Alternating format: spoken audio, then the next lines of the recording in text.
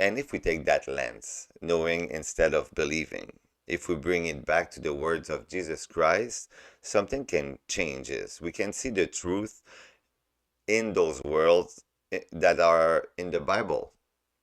They stop sounding like rules and they start sounding like pointers. The first saying that we can think of is the kingdom of God is within you. And we always interpret the kingdom of God is within you, um, saying, okay, I have an energy, I have a spirituality, I have Jesus or God inside of me. But then we go right back to something outside for meaning, validation, for peace, materialism.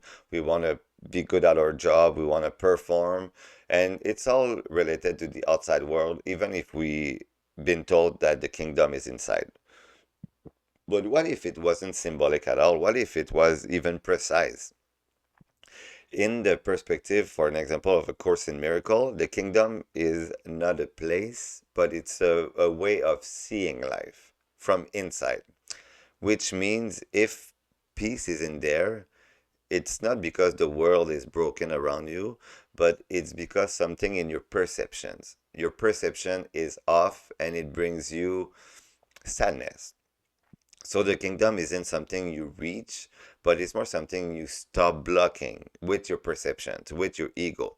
It is something that is revealed from inside by adjusting or understanding your reality, because the way to find peace in chaos is by listening to the good voice inside of you and seeing life differently. That little angel and that little demon.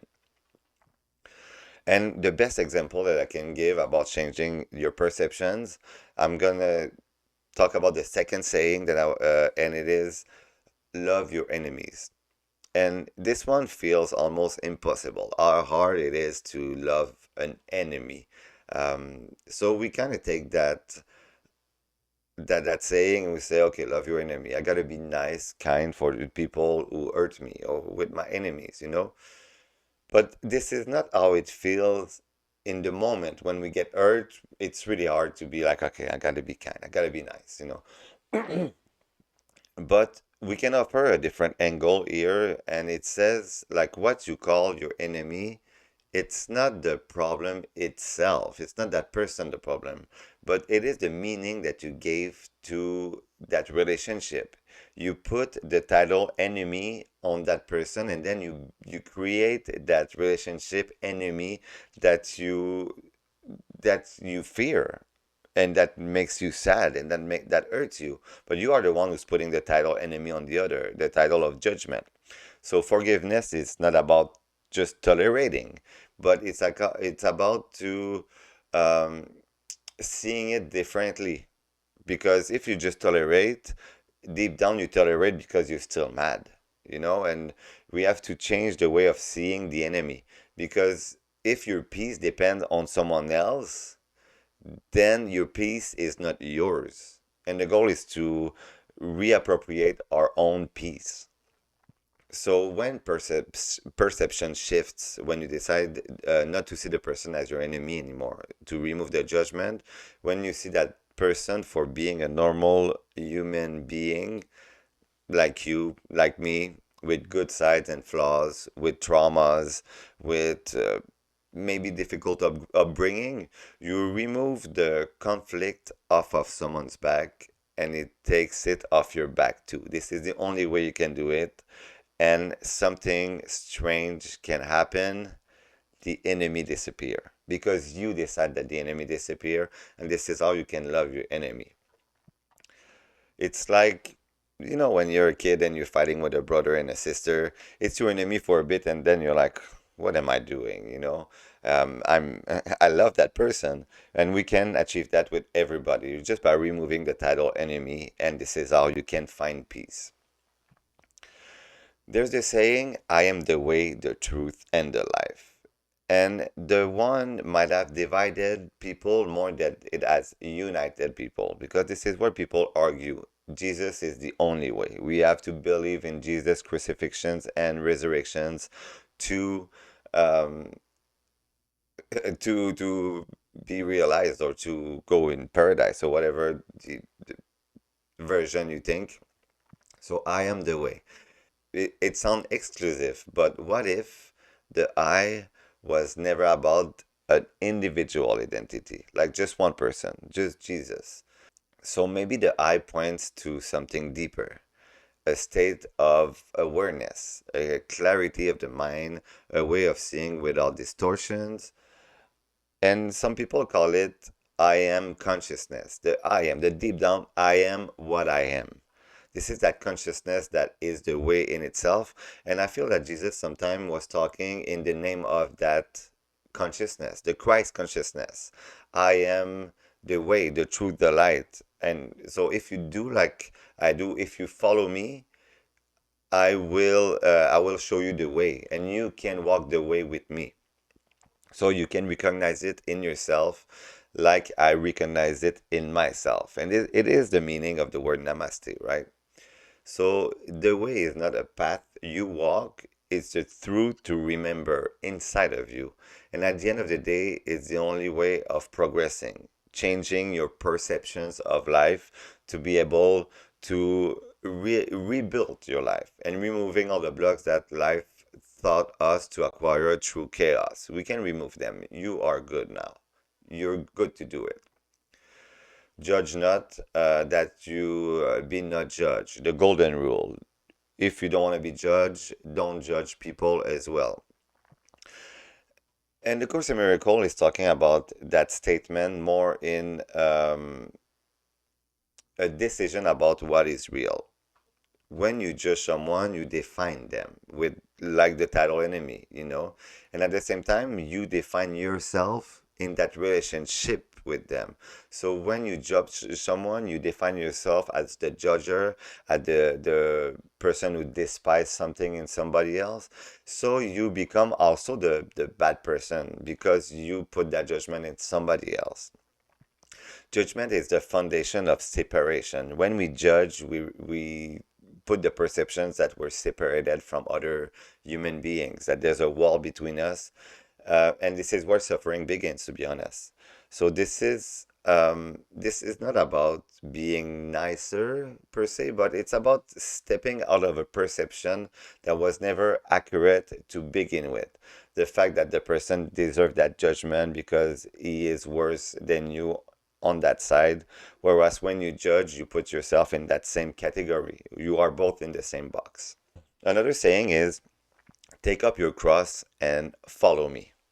This one is heavy because the meaning is really, really different. People hear you must suffer, and this is how you're going to get your salvation. But what if the cross doesn't represent the suffering? But maybe the cross represents the identity that creates it, the suffering. So what if the cross it's what you would call your ego? And taking up your cross become being aware of the identity or of the false identity that you have, so you can just release it. You don't have to wear it anymore. That heaviness of all the perceptions and all the judgment, it's time that you can put your cross down on the ground and be super lighter. So what if it's not glorifying pain, but ending the need of pain? You don't have to walk with your cross. You can just let it go and be like Jesus. One of my favorite saying now, like to reinterpret, is one of the saying that at one place in the Bible, at one part, Jesus says, "Eat my flesh and drink my blood," and people are so outraged by that saying that they start leaving. What does he mean? Eat my flesh and drink my blood. And how can we understand that? You know, the real saying is, unless you eat my flesh and drink my blood, you have no life in you. So when people heard this, they walked away because on the surface, it sounds super extreme, almost disturbing. But what if, like everything else that Jesus said, we there was a parable, there was an analogy. because this is what he was talking about. And this can become something really different. Eat my flesh is not about eating flesh, hopefully, or eating meat. And there's a debate about eating meat in Christianity, but I'm not going there. It's more about uh, taking in the teaching of Jesus. When you eat something, you take it, and even your body becomes it so deeply that it's become like the teaching of Jesus should become you. You should become your own behavior, your own thinking. It's not repeating it, but believing it, integrating the teaching inside. It's believing it and becoming it, living from it. And drink my blood represent life. Blood represent like the essence of life. We live because we have blood going on, and there's something magical or special with the representation of blood. And when you say drink my blood, maybe, just maybe, is the same life, to have the same life or the same awareness that is in me. The same life or awareness that is in me can be in you, that is in Jesus can be in us. And this is what we should drink his blood. It's an analogy, it's an image. It's not about a ritual, even if the communion should remember us that image of becoming Jesus. It's about a new union with Jesus, right? It's not about observing the truth, but it's about becoming the truth. So if you step back a minute, all of the teaching point in the same directions. The issue is not the world, it is how the mind is seeing the world. And that's uncomfortable in a way because it changes everything. And it's time to take a little bit of accountability and say, maybe my world is the way it is because of me and not because of something else. It means, in a way, for me, it's empowering because it means that peace isn't something you find, but it's something you allow inside of yourself by changing your perceptions. It means the shift is not external, it's internal, and you have the choice and you have the power to take control of that peace. And suddenly, Jesus Christ is no longer just someone that we have to believe in, but it becomes a mirror. The Christ inside of him, the good voice inside of him, is recognizable inside of us, and we can see like a mirror with the story of Jesus. It's not about following me, but it's about see what I see. And it's all about, in that episode, I find it vague a little bit to talk about the truth without talking about the truth, but this is where we're at right now. We have to decide how to see life, to change our truth, to recognize the truth. Like we talked about in the Tao Te Ching, the way of the master, we have to put all the ego aside.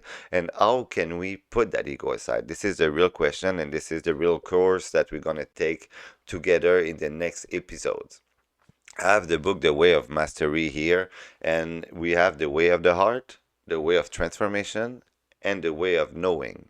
Three different books, and the end of the third book is The Way of Knowing. So we have a lot of work to do to be able to know ourselves. So if I can say one truth before ending that video, and that truth is really what's important, it is that you create your world with your words, with your thought, with your actions. And if you stop having so many perceptions about life, about what you expect, about what you think can make you happy, about your attachment with what you have in your life, when you put that all away and you let the truth inside of yourself, uh, you let the peace emanate inside of yourself, you will be able to create a better world for yourself and for the world in general. And this is where we're going to go at by knowing ourselves and knowing the truth that you are divine. Thank you very much. Namaste.